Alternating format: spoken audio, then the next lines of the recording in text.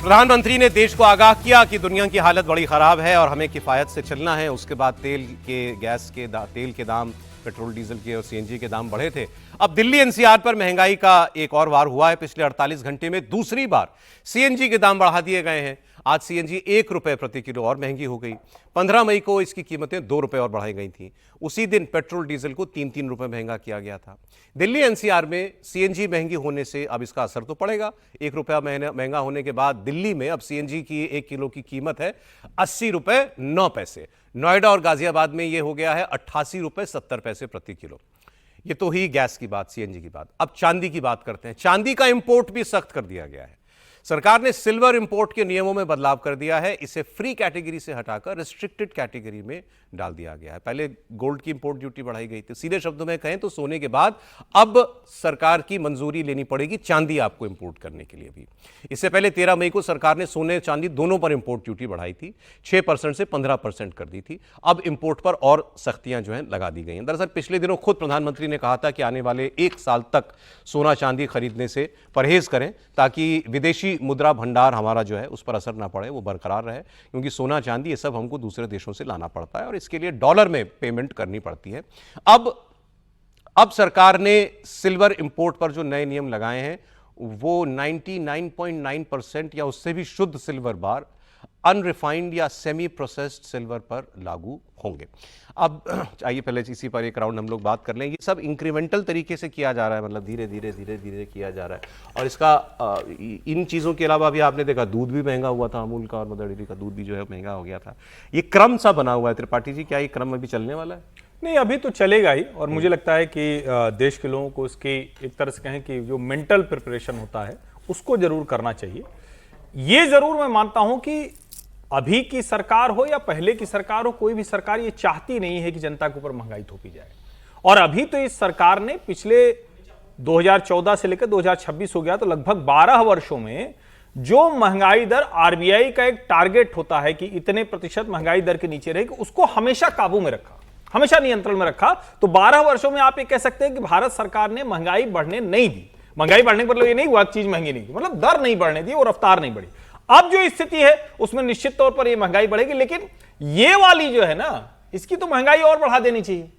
सचमुच सोना चांदी ऐसा हो जाना चाहिए कि सरकार के खजाने में उतनी रकम आए जितने का सोना लोग खरीदें और उसका उपयोग दूसरी महंगाई दुरुस्त करने के लिए करें। क्योंकि आम आदमी जिस तरह से लेता है वो इतना सोना नहीं लेता है। ये मैं बार बार कहता हूं कि ये सब कुछ उन लोगों का है जिनके पास बहुत धन धान्य है, बहुत पैसे हैं, उनके लिए है। और निश्चित तौर पर ये रिस्ट्रिक्शन तो लगाना ही पड़ेगा। सोना चांदी कुछ दिन बंद कर दीजिए, आप भी मत खरीदिए। ये कल से जो है इसमें एक्चुअली देखिए दो तरफ के डेटा चल रहे हैं। सर मैं आ रहा हूं आपके पास ही। 2 तरफ के डेटा बताए जा रहे हैं कि सरकार ने क्या वाकई लोगों के ऊपर बोझ डाला या पहले की सरकारों ने ज्यादा बोझ डाला था, मोदी जी ने उसमें रियायत की है। तो दोनों तरफ के आंकड़े आपको दे रहा हूं। ये है पहला पेट्रोल डीजल की prices NDA versus UPA rule, मतलब मोदी सरकार यूपीए में डबल। वही मैं बताना चाह रहा था। वो दूसरा कांग्रेस ने भी एक पोस्ट किया, वो भी बताऊंगा अभी। तो पहले जो बताया जा रहा है बीजेपी वालों की तरफ से, वो देखिए ये है कि 1 अप्रैल 2004 को, मतलब जब वाजपेयी जी की सरकार थी, जब वो गए तो बीजेपी वाजपेयी सरकार पेट्रोल डीजल छोड़ करके गई थी। पेट्रोल की बात कर लेते हैं तो वो छोड़ के गई थी 33 रुपए पे और डीजल छोड़ के गई थी 21 रुपए 74 पैसे पे। और 1 अप्रैल 14 को, यानी 10 साल यूपीए के जब हो गए, तो इसमें बढ़ोतरी हो गई कांग्रेस के 10 साल में। पेट्रोल में 114% और डीजल में 155%। और फिर उसके बाद के 10 साल, मतलब 14 से लेकर बल्कि 12 साल, 14 से लेकर 26 मोदी सरकार, इसमें पेट्रोल के दाम बढ़े हैं 35% और डीजल बढ़ा है 63%। तो वो कह रहे हैं कि यूपीए सरकार के 10 साल में पेट्रोल 114% बढ़ा था, मोदी सरकार में 35% बढ़ा है। उनके दौर में पेट्रोल 155% बढ़ा था, डीजल 63% बढ़ा है। कांग्रेस पार्टी के ऑफिशियल हैंडल से इसी का आधा डेटा ट्वीट करके ये बताया गया है। उन्होंने अपना नहीं बताया कि उनके 10 साल में कितना बढ़ा था, उन्होंने ये बता दिया कि भारत में 63% 10 साल में बढ़ चुका है। जी सर।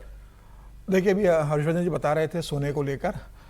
भाई आम आदमी तो सोना नहीं खरीदता, लेकिन जो पॉलिसी बनाने वाले लोग हैं, जो ऊपर बैठे लोग हैं, वो लोग बहुत सोने में इन्वेस्ट करते हैं, तो सोने पे पूरी तरीके से कंट्रोल लगाना सरकार कभी नहीं करेगी, क्योंकि सारे बड़े लोग सोने के अंदर इन्वेस्टमेंट करते हैं। आजकल जमीन में इन्वेस्टमेंट कम करके सोने में सबका इन्वेस्टमेंट सीधे बोलिए ना, ब्लैक मनी। हाँ, वही ब्लैक मनी सीधा सीधा आजकल सोने के अंदर सबसे बड़ा इन्वेस्टमेंट का माध्यम बन गया है। रही बात है सरकार के धीरे धीरे पैसे मतलब बढ़ाने के लिए, कभी 3 रुपए पेट्रोल बढ़ा दिया, 3 रुपए सीएनजी बढ़ा दिया, तमाम धीरे धीरे सरकार महंगाई बढ़ा रही है। तो वो शॉक थेरेपी है, सरकार एक झटके में 440 वोल्ट का झटका देना नहीं चाहती। सरकार कह रहे 40-40 वोल्ट का दो, तो क्या आदमी वो ऑब्जर्व करने की स्थिति में आ जाता है। झटके धीरे धीरे मिलते तो आदमी सहन कर लेता है, और सरकार की मजबूरी भी है। अब प्रधानमंत्री मोदी ने भी कल जिस तरीके से नीदरलैंड से देश को मतलब वहां पर लोगों को संबोधित किया, इसके पहले लगातार जिस तरीके से प्रधानमंत्री मोदी के बयान आए, सरकार के दूसरे विभाग के जो सचिव बयान दे रहे हैं चीजों को लेकर कि भाई महंगाई अब बढ़ने वाली है, प्रधानमंत्री मोदी ने कल बोल दिया मामला गंभीर है, मामला गंभीर है। प्रधानमंत्री मोदी ने बहुत स्पष्ट कहा कि भाई दुनिया गरीबी की तरफ बढ़ रही है, भयानक मंदी की तरफ लोगों दुनिया को कुछ बढ़ रही है। बर्डन सहने के लिए तैयार रहना चाहिए।